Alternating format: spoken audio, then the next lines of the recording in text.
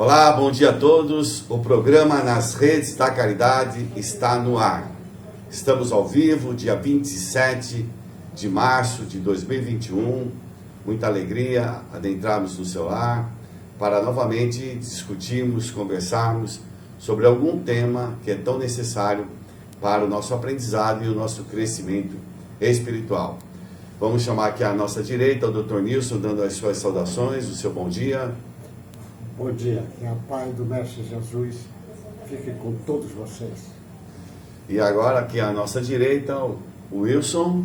Bom dia a todos, mais uma vez, muito obrigado por permitir que adentremos os vossos lares nesta manhã de sábado. Ótimo, e agora o nosso querido D'Alessandro também, nosso bom dia. Bom dia a todos, obrigado por acolher na vossa casa física e a vossa casa mental. Bom pessoal, hoje nós vamos falar de um assunto, missão como um propósito de vida, né? Antes de mais nada, nós damos as saudações com muita alegria, mas queria deixar registrado aí também prestar nossa solidariedade a todas as pessoas que estão aí passando dificuldades, entes queridos, pessoas amigas que estão desencarnando ou que se encontram em hospitais, aqueles que estão envolvidos no hospital, aquela luta ferrenha do dia a dia, os médicos, paramédicos, os enfermeiros, todas as pessoas que estão envolvidas diretamente no tratamento dos pacientes que estão procurando ajuda. Então, nós prestamos a nossa solidariedade e hoje nós iremos falar sobre missão, né, como um propósito de vida. Eu vou convidar o Wilson, que trouxe aí o Livro dos Espíritos, que Allan Kardec, já em 1857, fez algumas perguntas relacionadas a esse tema. Vamos começar, Wilson? Então, na questão 573, no livro 2, no capítulo 10, né, pode falar sobre as ocupações e missões dos espíritos. Então ele indaga: em que consiste a missão dos espíritos encarnados? E olha a resposta: instruir os homens, ajudar seu progresso, melhorar suas instituições por meios diretos e materiais. Mas as missões são mais ou menos gerais e importantes. Aquele que cultiva a terra cumpre uma missão, como aquele que governa ou aquele que instrui. Tudo se encadeia na natureza. Ao mesmo tempo em que o espírito se depura pela encarnação, ele concorre sob essa forma para o cumprimento dos caminhos da providência. Cada um tem sua missão neste mundo, posto que cada um pode ser útil para alguma coisa. Então olha só que interessante. Muitas vezes a gente acha que missão são só grandes personalidades, são só grandes pessoas que ocupam cargos importantes dentro da nossa sociedade. Mas nessa resposta aqui ele vem falar que aquele agricultor que cultiva a terra, né, que toma cuidado com a semente, que faz o plantio, que ara o solo, ele é tão importante quanto o professor que instrui, que traz o conhecimento para as crianças, que traz o conhecimento para a sociedade. Como é tão importante também como o líder que governa uma nação. Cada um dentro de suas qualidades, cada um dentro de suas possibilidades, cumpre a sua missão de acordo com aquilo que lhe foi designado. Então, que a gente não acha que missionário é só aquele grande cara lá que está desempenhando um papel. Todos nós temos a nossa missão, né? Nosso propósito de vida. Dr. Nilson, queria que o senhor comentasse aí sobre essa resposta, né? O Allan Kardec, que é um missionário preparadíssimo, missionário a serviço do Cristo, né? Ele vai trazer a Boa Nova renovada, agora a Boa Nova, uma forma didática na época atual, e tinha uma pleide de espíritos com ele ali trabalhando esse trabalho, o Livro dos Espíritos que lançaram. Então ele está chamando a atenção que todos têm missão. Normalmente as pessoas, como o nosso Wilson, o amigo aí dos cachorrinhos, dos animais. Aí, aliás, tem que fazer um parênteses, o Wilson será, de acordo com a minha visão, um dos grandes veterinários de Santos dentro de pouco tempo. Porque além dele estar se interessando, está estudando, ele está fazendo homeopatia, está ligando essa parte espiritual, e ele vai ser um grande veterinário, não tenho também dúvida. Aí ele está chamando a atenção dessa missão, todos têm missão. Às vezes a mulher tem aquele filho, autista, aquele filho trabalhoso, com uma síndrome às vezes complicadíssima, e às vezes a missão maior dela é aquela, tomar De conta cuidar da daquela, criança. e ela às vezes nem percebe que ela é uma grande missionária, porque se ela soubesse o espírito que ela está tomando conta ali naquele instante, às vezes alguém no laboratório está ajudando aquele cientista a preparar os aparelhinhos dele, ajeitar, ele diz, ele está ajudando numa grande missão, que ele está ajudando alguém que vai fazer trabalhos fantásticos para a humanidade. Então todos têm missão. Então a pessoa tem que olhar a vida como um presente de Deus e uma missão. Pedir a Deus que dê sabedoria para que nós possamos usar bem essa reencarnação. Mas todos têm missão. É missão de grande destaque aqui, mas às vezes não é grande destaque. Eu vou dar um exemplo do Chico. Certo. O Chico, no início, a irmã dele começa a passar mal. E disseram que lá em Perópolis tinha um casal que fazia esse tratamento. E o Chico vai. E esse casal era muito simples. Ele sentava na mesa, ele numa ponta, a mulher na outra, Chico ficou de um lado e a irmã do Chico do outro lado. E ele lia o Evangelho e a mulher entrava em transe, era médium a mulher. Ela entrou em transe e só dizia assim, estou vendo uma chuva de livros sobre esse rapaz, estou vendo. Ela falou só isso o tempo todo. E o Chico terminou e falou, então eu tenho que estudar muito. Aí, na realidade, eles deram lá o livro do Kardec para o Chico e ele foi embora. A irmã do Chico não teve mais nada, não falou nada da irmã, a irmã ficou boa. E, na realidade, o trabalho daquele homem, naquele instante, de iniciar o Chico no Espiritismo, você imagina a missão desse camarada, que parecia uma coisa tão simples. Mas ele estava chamando, como detonando, olha, acorda que você veio para isso. Olha como a missão parece confunde às vezes, não é? É interessante, porque é o valor que a pessoa dá para aquilo que faz. É o valor. Se ela dá um grande valor, uma grande importância para aquilo, com toda certeza essa missão, entre aspas, ela cresce, né, D'Alessandro? Então eu vejo assim, cada um dentro das suas situações tem condições de realizar grandes trabalhos, experiências que vão lhe dar grande produtividade, a pessoa vai ter satisfação. Lógico que isso está junto da resignação, está junto do sacrifício, né? O senhor falou de uma mãe cuidando de uma criança com algum problema, com alguma deficiência, né? Então, isso aí torna um sacrifício diante daquela situação. Mas, Alessandro, como é que você enxerga a sua visão? Vendo o Wilson explicar, né, a observação que me veio na mente foi de uma orquestra. É como se na vida cada um de nós recebeu de Deus um instrumento. Quem é o maestro? Jesus. Quem compôs a melodia? Deus. Quem é dono do local onde a gente está interpretando Deus? Oferece todos os... Então, quando a gente está em plena sintonia, a gente respeita a música do outro, o instrumento do outro, a gente consegue enxergar que o trabalho é de equipe, não é um trabalho individualista. Tanto quem está, às vezes, um instrumento muito importante, como o oboé, ou às vezes outro como o tenor entra. Então, assim, se a gente encarar a nossa missão encarnados como músicos, recebemos nessa existência um instrumento. Eu estou sendo um bom musicista usando esse instrumento, eu estou querendo me comparar com os outros, porque às vezes Deus me deu o piano e eu quero tocar harpa. Não, mas se Ele me deu o piano é para eu ser pianista, não é para ser harpista. Então, assim, quando a gente tem essa visão que os desencarnados têm, olha, você recebeu uma missão, a gente se concentra nela e cresce diante da oportunidade que Deus nos ofereceu. E às vezes a gente é preparado uma encarnação inteira, a gente não percebe, para um momento culminante que a gente tem que tomar uma decisão.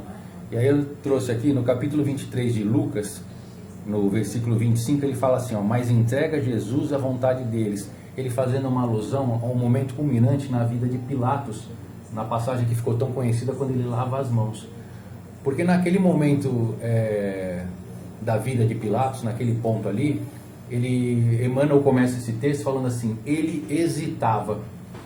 Porque ele tinha tido mensagens, ele tinha tido alguns sonhos e da própria esposa dele, que falando que ele deveria tomar uma decisão importante, né, naqueles dias, e que ele devia tomar aquela decisão com sua consciência pendendo para o lado da moral e não para o lado dos interesses.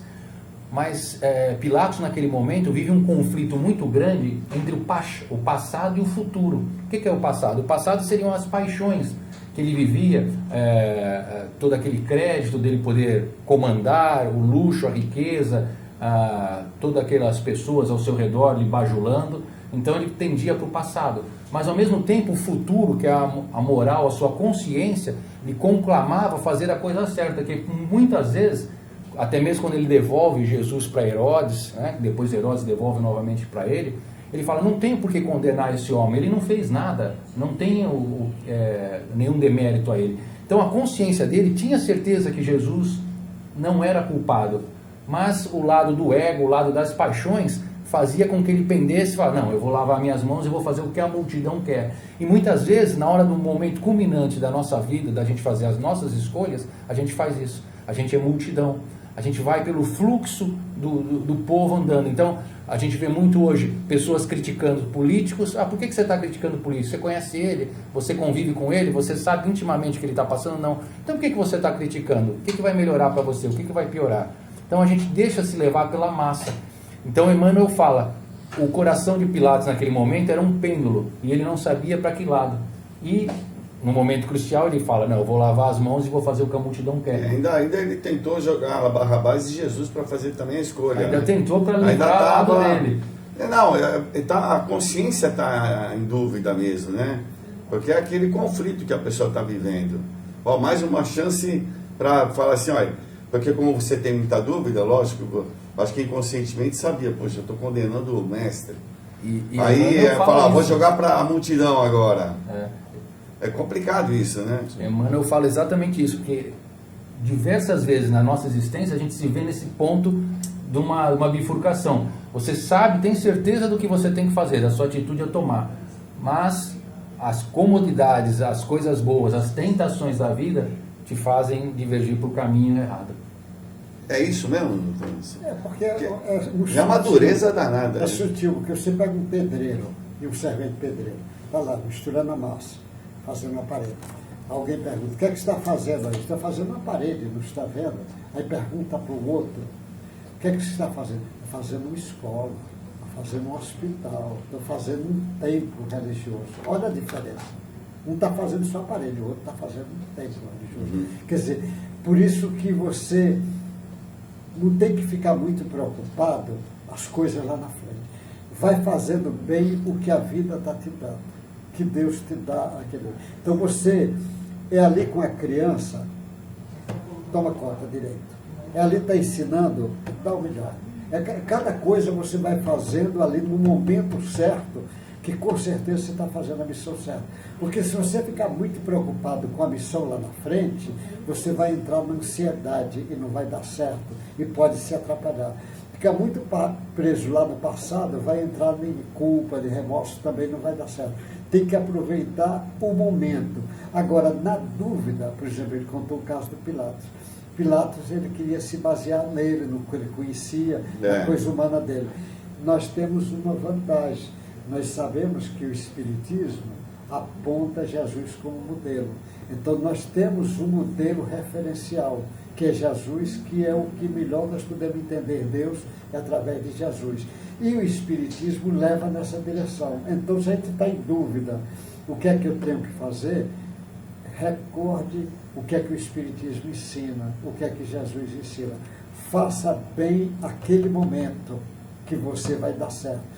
Jesus, eu sempre cito esse exemplo, que já dei algumas vezes, vai dar de novo. Jesus, apesar da sabedoria toda dele, ele não ficou preocupado. Traz o leproso, traz a prostituta, traz o cobrador de imposto. O que ia aparecendo para ele? Era o obsediado, é o obsediado. É o cego, é a prostituta, é a prostituta. Ele ia trabalhando o que fosse aparecendo. Nós também temos a mesma coisa.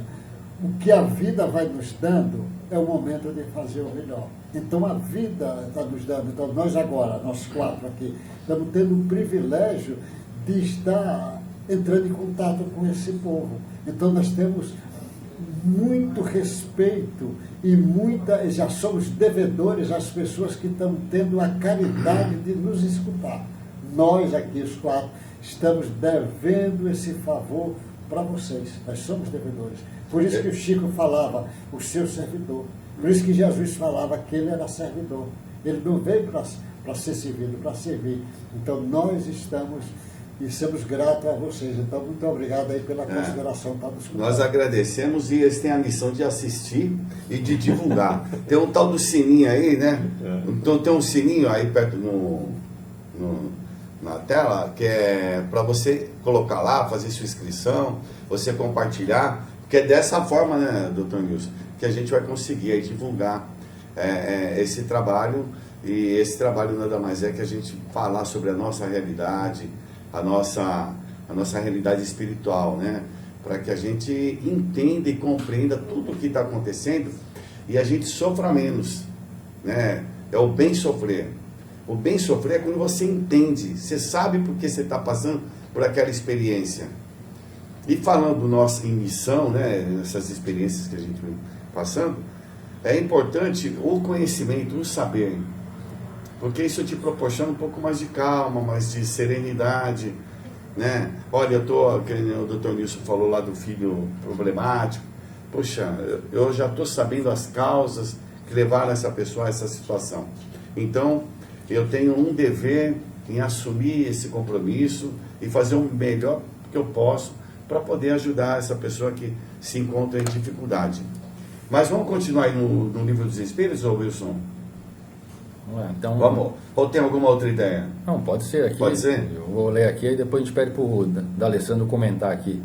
Então ele fala assim, às vezes a gente fomenta entre nós, poxa, mas parece que tem pessoas que não ajudam em nada a sociedade, né? Que não acrescentam nada. E aí Kardec fez essa pergunta, olha que interessante. Qual pode ser a missão das pessoas voluntariamente inúteis sobre a Terra? E olha lá, há efetivamente pessoas que não vivem senão para si mesmas e não sabem se tornar úteis para nada. São pobres seres que é preciso lamentar, porque expiarão cruelmente sua inutilidade voluntária e seu castigo começa frequentemente desde esse mundo, pelo tédio e pelo desgosto da vida. Interessante, é como se fosse um retrato a todos nós, a pessoa que está desconectada com as leis divinas, ou seja, com o Criador, né? Já que as leis divinas estão na nossa consciência. É a pessoa que toda hora está se queixando, a pessoa que toda hora está se lamentando, a pessoa que toda hora está com raiva. Então, quem que gosta de ficar perto de uma pessoa dessa? Ninguém, porque ela está irradiando isso. Então, já é uma demonstração, e aí desenvolve em nós uma virtude, a compaixão. Todos os momentos, as pessoas que se aproximaram de Jesus com essa visão assim, extremamente egocêntrica, Jesus tinha um olhar muito amoroso, chamando, convidando, olha, você é algo mais do que ter, você é um ser humano, né? Você é um espírito mortal, aí vem, como o Sr. José nos salientando aqui, o Livro dos Espíritos vai nos despertar isso. Estamos na Terra, não somos da Terra, somos seres cósmicos. O universo, nós somos herdeiros de Deus, ou seja, o universo é pela frente e a nossa responsabilidade de cada qual, quando encarna, desempenhar essa missão, que é a sua função intelectual e espiritual em harmonia com a sociedade. Estamos passando por um momento de desenvolver a misericórdia, a compaixão, a lei de solidariedade. Quem tem mais oferece àquele que tem menos, no sentido material, mas todos temos muito na condição de filho de Deus no lado espiritual. A gente não pode ligar para um amigo, levar uma palavra de alento, né? Então é muito interessante porque ninguém está fadado a ficar assim, como ele disse, inútil, né? Preguiçoso espiritualmente. Porque chega uma hora que fica entediante para ele próprio, ele começa a adoecer, né? Então, até mesmo quando você parece que está gostando daquela situação, você passa a ficar doente. E aí é como se houvesse um start, um gatilho dentro de nós, para voltar, olha, se desliga de você e vamos se ligar fora de você, né? Porque aí é o egocentrismo. A pessoa fica tão fechada dentro dela, né? Que ela somente quer as realizações, tudo para ela.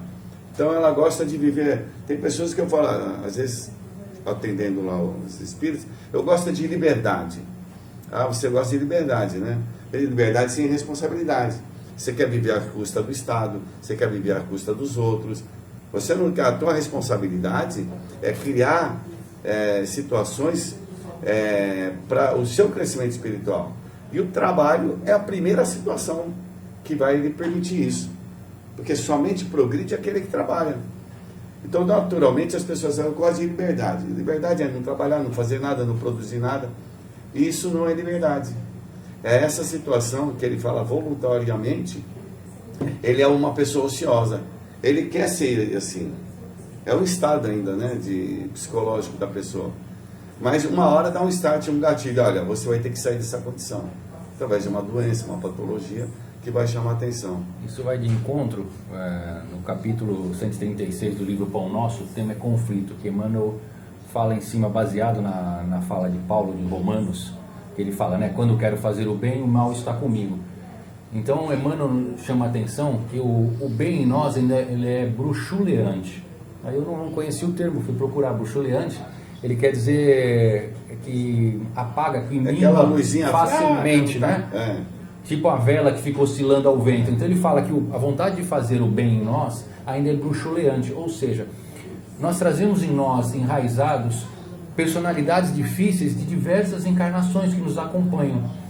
E esse peso, ele chama assim, que a gente traz conosco nessas encarnações atuais, eles fazem um lastro muito grande para a transformação da nossa personalidade na atual existência. Então a gente age realmente como uma chama bruxuleante, que no menor vento a gente tende a apagar, mas a gente tem que fazer um esforço muito grande para se manter no caminho do bem. Tanto que Paulo, no final da sua existência, ele fala, combati o bom combate. E o que é combater o bom combate? Não é o combater, você discutir ou brigar com o trem à sua volta. O combater o bom combate é aquele que realmente consegue se voltar para si, voltar para o seu interior e vencer as suas dificuldades, vencer os seus vícios e fortalecer as suas virtudes. Então, eu acho que só esse tema, a gente pode até fazer um programa com o tema aí só de Paulo, né? Porque ele traz tantos ensinamentos para nós que é bem interessante. E lembrando, nosso lar agora, o Wilson descrevendo de Paulo, na entrevista com o ministro, vai André Luiz e uma senhora.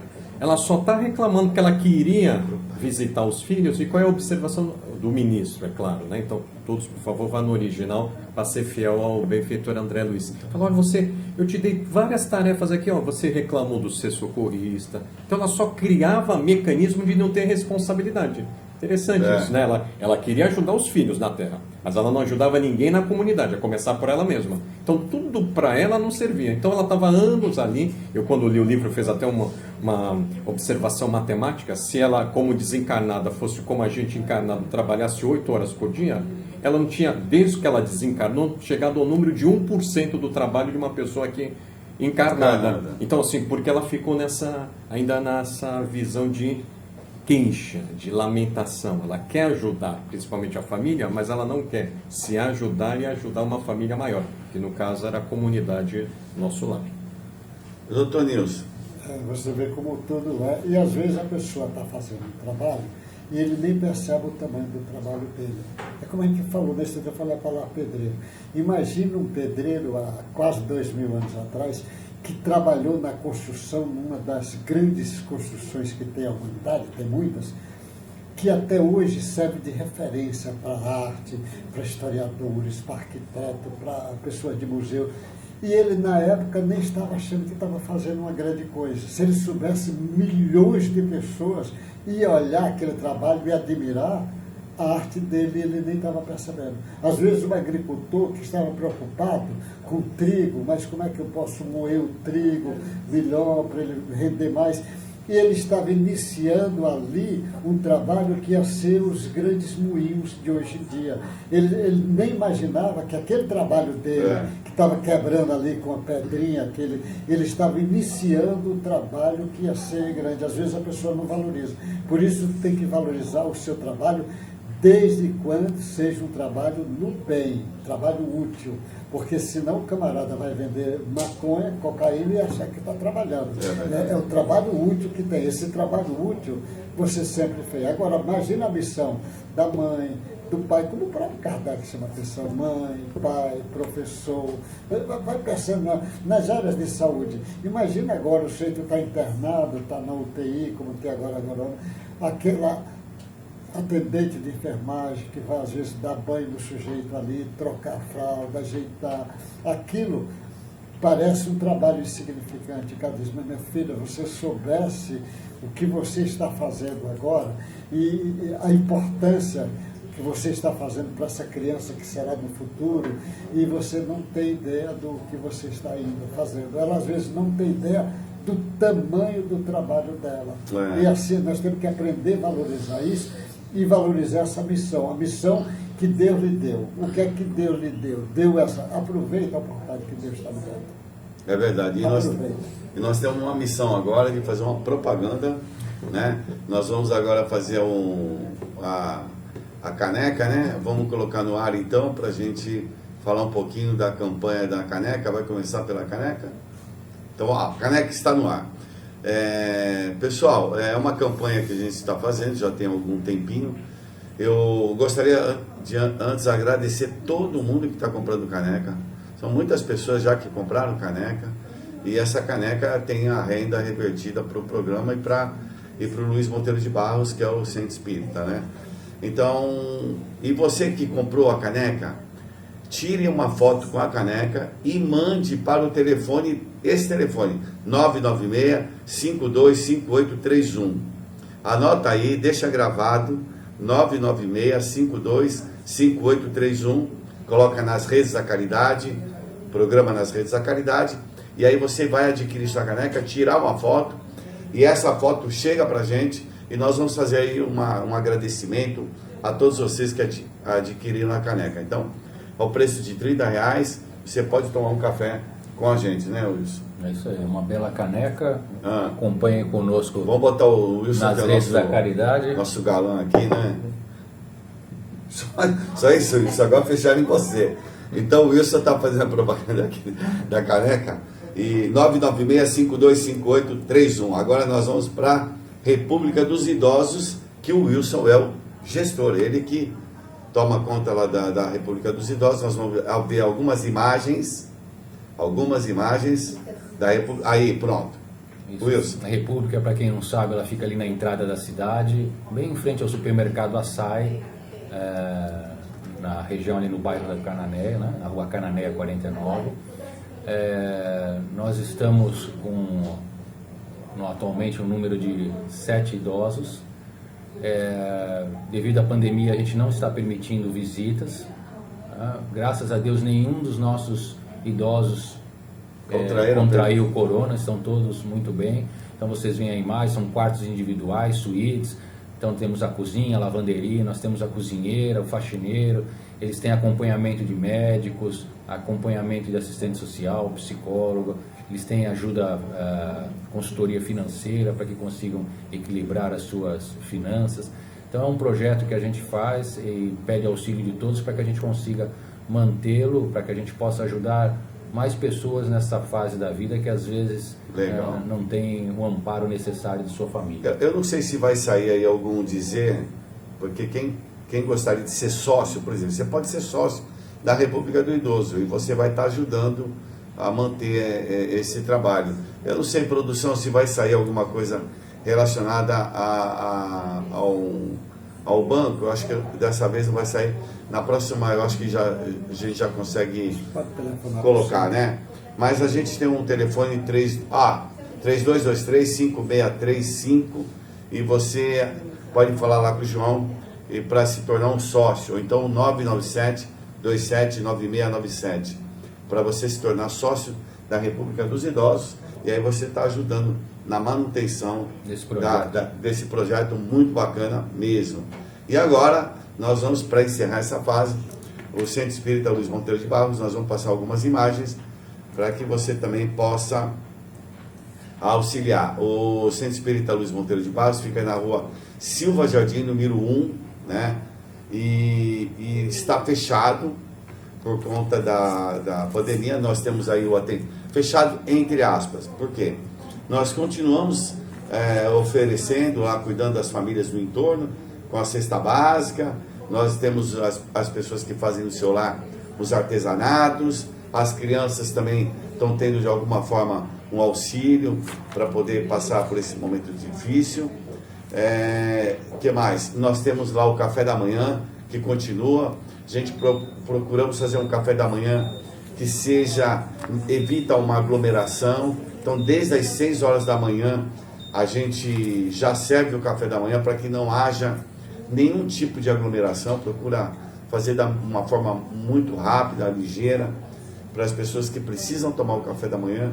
Nós continuamos oferecendo aí o café da manhã para aqueles moradores em situação de rua e moradores do entorno, tá bom? Então aí tem uma conta para aqueles que quiserem ajudar, é o Banco Bradesco, agência 2237, conta corrente 14010-4, tá bom? Você pode ser aí um sócio também, para manter um investidor social, que a gente também tem projetos, para manter a instituição, o Luiz Monteiro de Barros, tá bom? Então, agora nós vamos continuar o programa, ok. Então, voltando lá para a missão, né, para a importância que cada um dá a sua experiência. Pode ser uma experiência, entre aspas, muito simples, como pode ser uma experiência de grande vultosidade, onde você vai ser responsável por milhares de pessoas ou milhões de pessoas, porque tem pessoas que assumem essa responsabilidade, né? A gente pode ver os grandes missionários da nosso planeta, e você vai conseguir identificar pessoas que foram muito bem sucedidas, mas que doaram a sua vida para poder deixar as impressões do seu pensamento, da sua conduta para todos nós. E nós temos vários exemplos.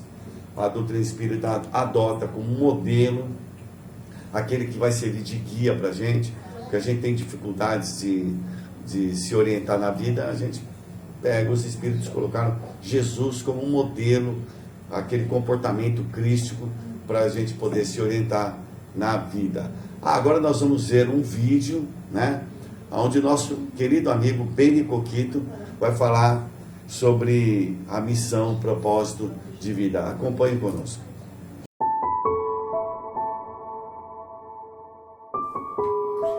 Eu gosto muito dos temas propostos pelo grupo. Por que não falamos de paz? Vamos falar de raiva? Sim, com certeza. Uma coisa que os especialistas nos mostram é o seguinte: você não controla a sua raiva. Então, quando alguém fala assim, controle sua raiva. Opa, teve uma falha, colocaram um vídeo com outra temática. Não tem problema. Não tem problema, nós podemos fazer isso. Continua, isso é um problema técnico. Você viu a gente fazendo gestos aqui, fica tudo meio perdido, como é ao vivo, não tem jeito, né, Paulinha? Então, vai passar o vídeo agora ou podemos voltar? Vai passar agora?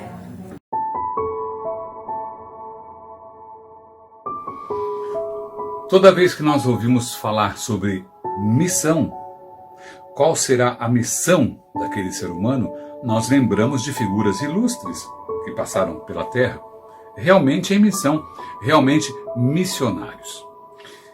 Todos nós somos missionários para mudarmos na nossa trajetória encarnatória pelo menos uma pessoa, nós mesmos.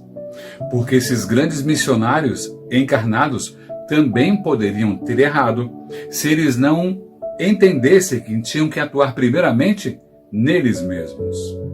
E quantos deles fizeram coisas grandiosas, mas se guardaram na humildade, como o nosso grande amigo Chico Xavier, que tinha uma missão, mas a primeira missão era com ele. E nesses tempos tão difíceis que nós temos vivido ultimamente, dentro dessa pandemia, nós temos que pensar o seguinte: existem duas formas de você evoluir e duas missões. A primeira é com você mesmo. Isso sempre existiu, mas agora está muito mais claro. A primeira é com você mesmo, né? Trabalhar, estudar e evoluir. E a segunda é com um coletivo. Qual coletivo? As pessoas da sua família, do seu trabalho, da sua escola, do seu clube, da sua cidade, até chegarmos a todo o planeta. Coletivo. Porque quando o coletivo melhora, você vai junto. E quando você melhora, o coletivo também sente.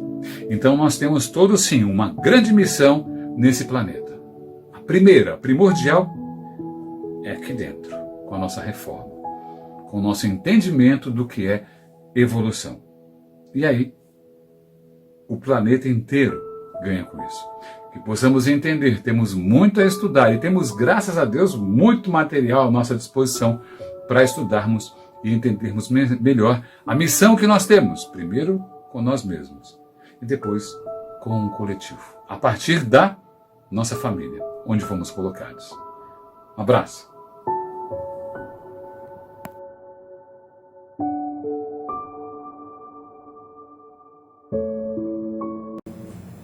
Poxa, muito legal, né? Agradecer o Beni Coquito que deu essa chance aí pra gente estar participando com ele desse programa, com essas ideias. O Beni Coquito é uma pessoa muito especial, né, doutor Nilson? Ele tem uma voz bonita, voz de locutor mesmo. Eu me lembro dele quando ele era locutor de rádio, trabalhava com rádio, né? E aí depois um dia eu conheci ele e fui apresentado para ele lá no Centro Espírita Esperança, no Guarujá, né? E a partir daí conhecemos e aí ele foi pro Luiz Monteiro e vem desempenhando um papel aí fantástico, vem enfrentando situações, experiências duras, difíceis na vida, né? Mas ele com uma postura muito elegante, muito saudável, não reclama de nada e está aí firme e forte. Agradeço a você aí, Beni Coquito. Segue o abraço de todos nós a você. Bom, vamos continuar aqui porque o programa já vai acabar, vai para o Evangelho e o Wilson tem alguma coisa para a gente falar, né? O Chico sempre traz ensinamentos importantes dentro dessas temáticas espíritas. E tem uma historinha nos casos de Chico Xavier, que ele conta a história de uma noite que estava ele e o Valdo psicografando, quando eles estavam psicografando aqueles livros que era um capítulo um, capítulo outro, então eles estavam datilografando, passando a limpo na máquina de escrever altas horas da noite. E em determinado momento um besouro cai na máquina de escrever do Valdo. Então ele fala que o Valdo era intempestivo, assim, arrojado, pega o besouro e joga ele com tudo contra a parede. Nossa Senhora. E ele fica olhando assim, o pobre besourinho que caiu no chão, levanta, cambaleante, voando, mas novamente teimosinho, pousa novamente na máquina de escrever do Valdo. O Valdo novamente reclama, pega o besouro com força e dessa vez, em vez de atirar na parede, atira no chão. E Chico só fica olhando, mas com não fala aquela nada. raiva, né? O besourinho novamente levanta voo, só que agora, em vez de pousar na do Valdo, pousa na do Chico. Aí Chico cuidadosamente pega ele nas mãos, vai até a janela, abre a janela e fala: besourinho, se você não desencarnou com todas essas pancadas do Valdo, é porque você é que nem eu, foi feito para apanhar e tem alguma missão, segue teu caminho. Aí ele assopra ele na janela e ele vai. Então muitas vezes a gente toma uma bordoada da vida, cai, toma uns tropeções, às vezes dificuldade financeira, dificuldade no relacionamento familiar, problemas no trabalho, a gente vai tropeçando, né? Se machuca, se quebra inteiro, e a gente não entende por que isso. Mas as dores no nosso caminho têm esse papel, nos fortalecer. Por que a pipa na praia empina? Porque ela tem o vento contra. Se não tiver o vento contra, a pipa não levanta, a pipa fica no chão ali. Então, nessa lição do besouro, o Chico mostra isso. Apesar das porradas que a gente toma da vida, levantar sempre e continuar, porque todos nós temos uma missão grande ou pequena, né? Não desanimar, né? Quer comentar, doutor Nilson? Não, com certeza serve para as pessoas. Aproveita a oportunidade que a vida está te dando. É pai, é mãe, é filho, é irmão, é no trabalho, é chefe, é funcionário. Aproveita o que a vida está te dando. Se trabalha, faz o melhor no teu trabalho. Onde você estiver. Então, não perder de vista, na dúvida, sempre lembrar Deus, Jesus, o Espiritismo, e você não vai se perder nessa caminhada. Tá bom. Ô Wilson, tem mais alguma pergunta que você gostaria de ler do Livro dos Espíritos para a gente poder encerrar essa parte? Porque... eu convido todos fala para as pessoas a lerem o então. capítulo 10, né, no livro 2º, com o tema Ocupações e Missões dos Espíritos. É a partir de que pergunta? Então, ela vai começar a partir da questão 558. Então, por exemplo, a primeira questão do capítulo, né, ele fala assim: os espíritos têm outra coisa a fazer que melhorar-se pessoalmente. Olha que pergunta importante. Lá. E eles respondem: eles concorrem para a harmonia do universo, executando a vontade de Deus, do qual são os ministros. A vida espírita é uma ocupação contínua, mas que nada tem de penosa como sobre a terra, porque não há fadiga corporal nem as angústias da necessidade. Então, ele indagando, até a pergunta que o senhor tinha perguntado, sobre o propósito também dos espíritos, quando a gente não está encarnado, como é que eles têm que agir. Então, ele fala que todos nós, tudo no globo tem um propósito, tudo caminha para a harmonia do universo. Desde a pedra ali do mineral até o homem, na sua condição hominal, todos desempenham um papel. E o espírito desencarnado também, não achando que, como algumas doutrinas religiosas pregam, que desencarna acaba tudo, ou que desencarna vira anjinho e fica sentado lá na nuvem tocando harpa. Não, ele convida nós à reflexão, falando que desencarnou, a nossa existência, a nossa evolução continua também, e a gente tem que colaborar para a harmonia do universo. Interessante o título que eles dão, né? Nós somos ministros de Deus, né? A gente ainda não percebeu isso, né? A gente quer às vezes ser ministro dos homens, né? Que é algo passageiro. Ministros de Deus é para a eternidade. Porque a importância que a gente tem, né? Porque se você é criatura do Criador, né? Essa exteriorização do Criador é uma coisa de suma importância. Mas às vezes a gente ainda não se reconhece dessa forma. Ainda está muito atrapalhado, né, Zé Nilson, com as questões psicológicas dos nossos erros, ou dos nossos, que vai acabar a nossa vaidade, essas coisas que acabam tumultuando o nosso dia a dia. A questão do relacionamento, quando você falou aí da cooperação, né, nós estamos aqui para um cooperar com o outro. Eu estava pensando esses dias, a gente vive um mundo competitivo, de competição. E como se aquele que está lá no topo, ele ganhou. Mas ganhou o quê, né? Ganhou porque derrotou os outros? Que vencer dessa forma, né? Então a cooperação é a forma mais ideal para a gente poder viver em harmonia. Eu vi um dia desse vídeo lá que um rapaz estava na África, em uma aldeia, levou umas balas e colocou no pé da árvore. E aí falou para as crianças, enfileirou e falou assim: olha, agora vamos fazer uma competição, vamos ver quem chegar primeiro vai ficar com todas as balas. E aí ele deu a largada e as crianças deram as mãos e foram todas juntas e pegaram as balas e dividiram. E agradeceram lá no idioma dele, falou a palavra Ubuntu, que é de agradecimento, de gratidão. Então, na realidade, eu acredito que nós vamos mudar essa fase de ser competitivo para poder ser cooperador de um mundo melhor, né, Zé Luiz? É a lei do universo. O Charles Darwin, que é tanto citado porque realmente é um grande cientista, mas ele valorizou muito a lei da competição, o mais forte que vai levar vantagem. E isso trouxeram para a indústria, para o comércio, para a política, para a vida.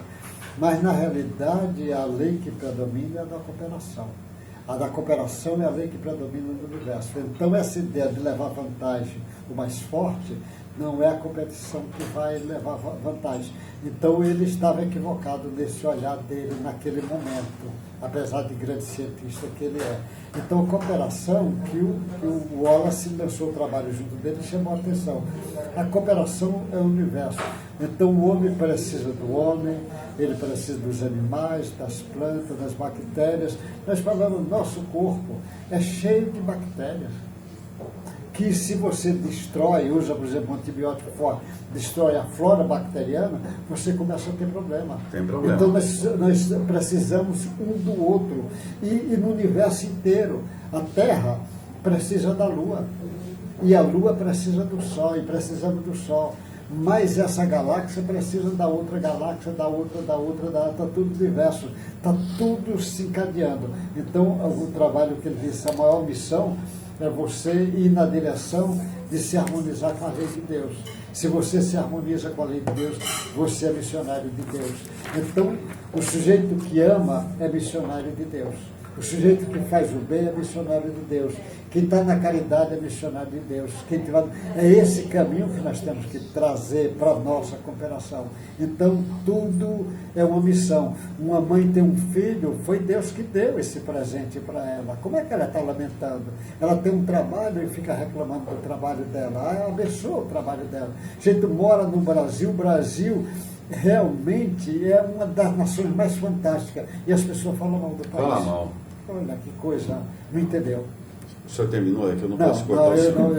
eu estou preocupado por causa do horário. Não. É que eu não posso cortar o senhor, então eu fico meio... lá está querendo cortar as meninas ali, ó. As meninas, elas não têm muita paciência. Eu vou... Paciência é nada, o salário dela vai ser reduzido. Não, eu vou fazer, depois eu vou convidar elas, para acalmar elas, a gente vai convidar ela para comer uma buchada de bode. Ah, é? Não fala isso. Agora não pode porque nós estamos, tá tudo fechado. Pessoal, agora vamos fazer o seguinte, para encerrar, nós já estamos no final aqui, né? Vamos chamar o D'Alessandro, vai ler o Evangelho. Nós tínhamos reservado uma parte maior, mas agora nós vamos ter que reduzir bastante porque tivemos problemas técnicos hoje, né? Então, D'Alessandro, por favor. Então, nós abrimos aqui, ao acaso, o Evangelho segundo o Espiritismo, caiu hoje o capítulo 2, Meu Reino Não É Deste Mundo. O item, Instruções dos Espíritos, uma mensagem, o título central foi Uma Realeza Terrena, uma rainha de França, na cidade francesa de Havre, 1863, veio a sua mensagem na psicografia. Quem poderia melhor do que eu compreender a verdade dessas palavras de Nosso Senhor, meu reino não é deste mundo? O orgulho me perdeu sobre a terra. Quem, pois, compreenderia o nada dos reinos do mundo se eu não o compreendesse?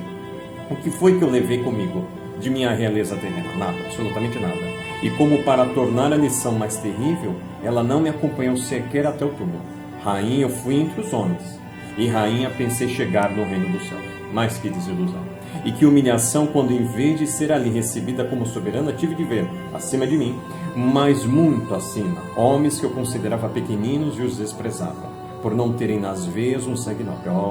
Só então compreendi a fatuidade dos homens e das grandezas que tão avidamente buscamos sobre a terra. Então ela, de maneira muito belíssima, mostra. Todos nós temos uma missão, mas a missão com o olhar de espíritos imortais, né? Que a gente possa não ficar refém dessas ideias preconceituosas, ideias terrenas, às vezes extremamente orgulhosas. Vamos assim fazer um comentário para poder a gente encerrar sobre... É interessante que sempre cai relacionado com o tema, né? Na missão e na missão da realeza na Terra. E aí eu lembro da frase, assim como o Pai me enviou, eu também envio. Uma frase que Jesus deixou. Quando Jesus veio a estar entre nós, ele nasceu na manjedoura, num lugar humilde, viveu entre pobres. Ele poderia ter, de acordo com a capacidade que ele tinha, ele poderia ter sido um rei diferente, como o que o povo queria, mas ele não fez o que o povo queria. Ele foi o rei que Deus desejou que ele fosse, mostrando a humildade, a caridade, andou com leprosos, com prostitutas, com ladrões, com pescadores, com pessoas humildes. E de acordo com esse texto, ele fala, não importa se você nasceu na realeza ou se você nasceu na pobreza, não importa o que você faz de propósito da tua vida, é como você direciona a tua vontade, é como você direciona as tuas intenções. Você pode ser uma pessoa com grandes recursos financeiros e pode ajudar muita gente, como pode ser uma pessoa também com precárias condições de ajudar financeiramente, mas você tem outras formas de ajudar através de um abraço, de uma palavra amiga, de um ato de caridade. Então que a gente coloque esse propósito de vida, a nossa missão, em prol do próximo, que é isso que Jesus veio mostrar, na caridade, na fraternidade e no amor. Legal. Doutor Nilson, quer comentar da rainha de Rainha, France? como sempre, a sabedoria dos espíritos que coordenavam o trabalho com Kardec, traz a rainha, para mostrar que ela foi rainha aqui, mas o reino dela, ela estava equivocada. Jesus chama a atenção, meu reino não é deste mundo. Então, normalmente, as pessoas se iludem com as coisas daqui. Então, nós precisamos realmente ter humildade, olhar Jesus como referência e, às vezes, eu convido vocês a fazer o seguinte: agradeça a Deus todas as pessoas que te ajudaram direta e indiretamente, os espíritos que te ajudaram direta e indiretamente, desde o nascimento até hoje, e entregue eles como gratidão a Deus, mas também agradeça a todos os espíritos encarnados e desencarnados que equivocadamente estão lhe achando inimigos, está causando transtorno, lhe criticando, fazendo mal. Deseje também a paz de Jesus para eles. Aí você com certeza está se harmonizando com as leis da vida, porque é como a lição disse, meu reino não é desse mundo. Temos que se harmonizar com a lei de Deus. Então tá bom, vamos encerrando. Eu gostaria de encerrar. Eu fiquei bastante sensibilizado com a historinha que o Wilson contou, do Chico e do Valdo, porque eles eram novos, e já que estamos falando em missão, eu fiquei imaginando essa cena acontecendo, né? O Valdo Vieira, o Chico Xavier, quando você tem pessoas de grande porte espiritual, tudo é ensinamento, tudo. Então, o simples fato de pousar um besouro na máquina lá, e o outro tem um gesto intempestivo, uma vez, duas vezes, aí depois o mesmo besourinho vem e pousa no Chico, e o Chico tem aquela atitude. Então aí, não é uma crítica, mas é uma observação dessa cena. A gente vê quem é o missionário, é aquele que vai seguir o caminho, aquele que vai até o fim. Até você ia falar sobre o completista, né? É aquele que vai até o fim. E o Chico, nessa forma pacífica, mansa, branda, ele conseguiu até o fim. Então serve de ensinamento, que às vezes eu falo porque eu sou ansioso. Então o ansioso, ele atrapalha muito a sua própria vida, porque ele não deixa as coisas caminharem e acaba perdendo a oportunidade de enxergar a verdadeira necessidade de atitudes, de realização, porque a ansiedade atrapalha um pouco. E aí, às vezes, você se torna intempestivo. Então, vamos fazer que nem o Chico Xavier. Ele observou uma vez, duas vezes, depois foi lá e pegou o bichinho e soltou. E continuou trabalhando até os 92 anos de idade, oferecendo e ofertando para a humanidade consolo, conforto e esclarecimento. Então, que sirva aí de lição para todos nós, e cada um dentro das suas experiências faça o melhor que puder. Um grande abraço de todos nós do programa Nas Redes da Caridade, e até o próximo sábado, se Deus quiser.